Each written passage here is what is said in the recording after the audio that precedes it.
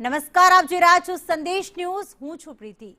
મહત્વના સમાચાર વરસાદને લઈને આવી રહ્યા છે. હવામાન વિભાગ દ્વારા નવકાસ્ટ જાહેર કરવામાં આવ્યું છે અને રાજ્યમાં 8 જિલ્લામાં ઓરેન્જ એલર્ટ આપવામાં આવ્યું છે. આ જે ઓરેન્જ એલર્ટ આપવામાં આવ્યું છે તે સવારે 10 વાગ્યાથી લઈને બપોરે 1 વાગ્યા સુધી વરસાદની આગાહી કરવામાં આવી છે. ભારે પવન સાથે વરસાદની આગાહી કરવામાં આવી છે. જે 8 જિલ્લા છે તેમાં વડોદરા છે, છોટાઉદેપુર છે અને ભરૂચનો સમાવેશ થાય છે. આ ઉપરાંત નર્મદા, સુરત, તાપી અને નવસારીમાં પણ ઓરેન્જ એલર્ટ આપવામાં આવ્યું છે. વલસાડ અને દાદરાનગર હવેલીમાં પણ ભારે વરસાદ વરસી શકે છે. એટલે કે મધ્ય ગુજરાત અને દક્ષિણ ગુજરાતનો આ ભાગ કે જ્યાં ઓરેન્જ એલર્ટ આપવામાં આવ્યું છે.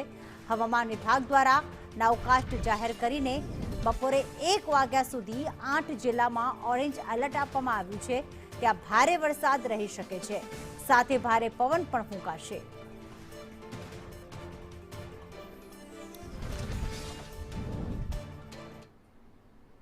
તો આજે સવારે 6 વાગ્યાથી લઈને 10 વાગ્યા સુધી 37 તાલુકા એવા છે કે જ્યાં વરસાદ વરસ્યો.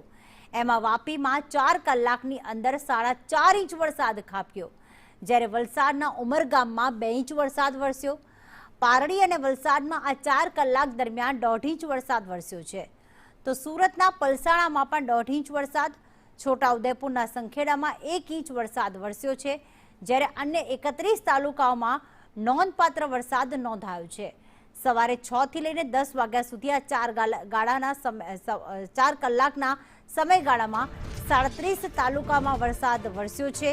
31 તાલુકા એવા છે કે જ્યાં નોંધપાત્ર એટલે કે 1 ઇંચથી ની આસપાસ વરસાદ વરસ્યો, જ્યારે બાકીના જિલ્લાઓમાં 4.5 ઇંચ છે, 3 ઇંચ છે, 2.5 ઇંચ અને 1.5 ઇંચ જેટલો વરસાદ ખાબક્યો છે.